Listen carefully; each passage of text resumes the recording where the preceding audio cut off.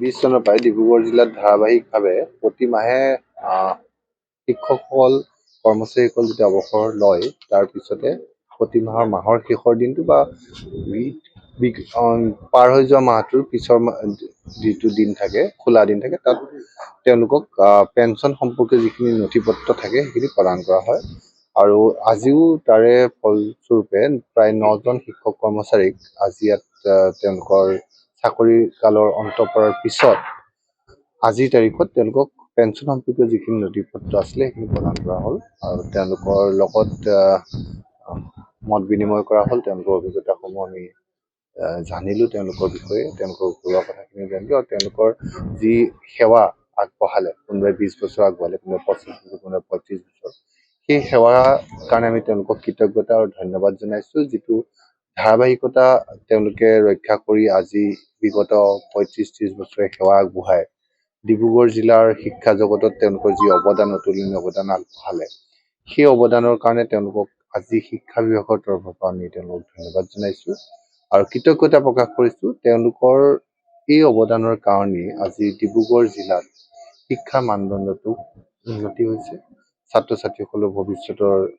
যিখিনি পথ, সেই পথসমূহ তেওঁলোকে দিক নিৰ্দেশনা কৰিলেই 30-35 বছৰে তাৰ কৃতজ্ঞতা স্বৰূপেই আজি তেওঁলোকৰ লগত মত বিনিময় কৰি তেওঁলোকে পেঞ্চন সম্পৰ্কীয় নথি পত্ৰসমূহ প্ৰদান কৰা হয়, যাতে তেওঁলোকে কোনো ধৰণৰ ৰিটায়াৰমেণ্টৰ পিছত কোনো ধৰণৰ তেওঁলোকে হাৰাশাস্তিৰ সন্মুখীন নহয়। আৰু তেওঁলোকৰ আজিৰ দিনটোত তেওঁলোকক আমি লগ পাই আমি খুবেই নিজেও আপ্লুত হৈছোঁ আৰু আশা কৰিছোঁ ভৱিষ্যত জীৱনটো তেওঁলোকৰ অৱসৰী জীৱনটো তেওঁলোকৰ সুখৰে যাওক আৰু তেওঁলোকে অৱসৰী জীৱনটো উপভোগ কৰক, সুস্বাস্থ্যৰ অধিকাৰী হওক আৰু তেওঁলোকে যিখন বিদ্যালয়ত তেওঁলোকে শিক্ষা আগবঢ়াই আহিলে বিগত বৰ্ষ, সেই বিদ্যালয়খনলৈ আমি তেওঁলোকক ঘূৰি যাবলৈতো চৰকাৰীভাৱে নহয়, তেওঁলোকক জনাইছোঁ যে তেওঁলোকে সেই বিদ্যালয়খনত গৈ ছাত্ৰ ছাত্ৰীসকলৰ মাজত যদি সময় কটাব খোজে, তেওঁলোকে যদি কিবা তেওঁলোকক ছাত্ৰ ছাত্ৰীসকলক দিব খোজে, আমি সেইটোত তেওঁলোকক আদৰণি জনাইছোঁ আৰু তেওঁলোকে দুই এজনে মত প্ৰকাশ কৰিছে যে তেওঁলোক বিদ্যালয়লৈ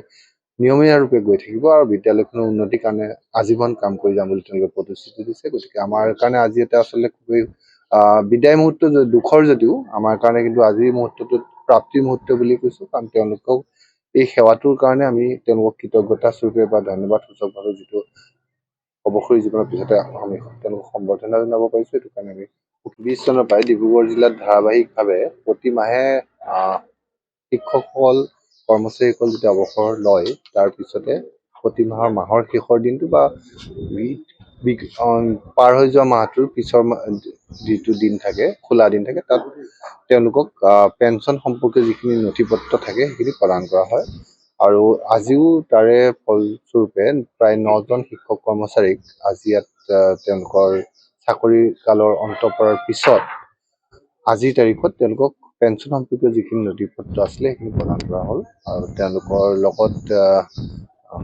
মত বিনিময় কৰা হ'ল। তেওঁলোকৰ অভিজ্ঞতাসমূহ আমি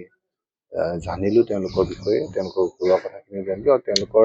যি সেৱা আগবঢ়ালে, কোনোবাই 20 বছৰ আগবঢ়ালে, কোনোবাই 25 বছৰ, কোনোবাই 35 বছৰ, সেই সেৱাৰ কাৰণে আমি তেওঁলোকক কৃতজ্ঞতা আৰু ধন্যবাদ জনাইছোঁ। যিটো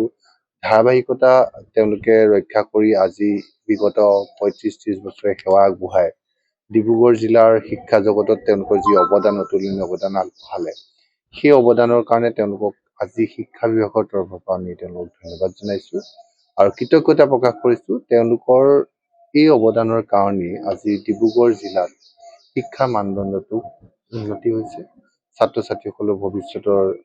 যিখিনি পথ, সেই পথসমূহ তেওঁলোকে দিক নিৰ্দেশনা কৰিলেই 30-35 বছৰে তাৰ কৃতজ্ঞতা স্বৰূপেই আজি তেওঁলোকৰ লগত মত বিনিময় কৰি তেওঁলোকে পেঞ্চন সম্পৰ্কীয় নথি পত্ৰসমূহ প্ৰদান কৰা হয়, যাতে তেওঁলোকে কোনো ধৰণৰ ৰিটায়াৰমেণ্টৰ পিছত কোনো ধৰণৰ তেওঁলোকে হাৰাশাস্তিৰ সন্মুখীন নহয়। আৰু তেওঁলোকৰ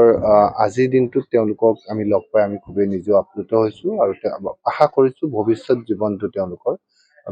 অৱসৰী জীৱনটো তেওঁলোকৰ সুখৰে যাওক আৰু তেওঁলোকে অৱসৰী জীৱনটো উপভোগ কৰক, সুস্বাস্থ্যৰ অধিকাৰী হওক আৰু তেওঁলোকে যিখন বিদ্যালয়ত তেওঁলোকে শিক্ষা আগবঢ়াই আহিলে বিগত বৰ্ষ, সেই বিদ্যালয়খনলৈ আমি তেওঁলোকক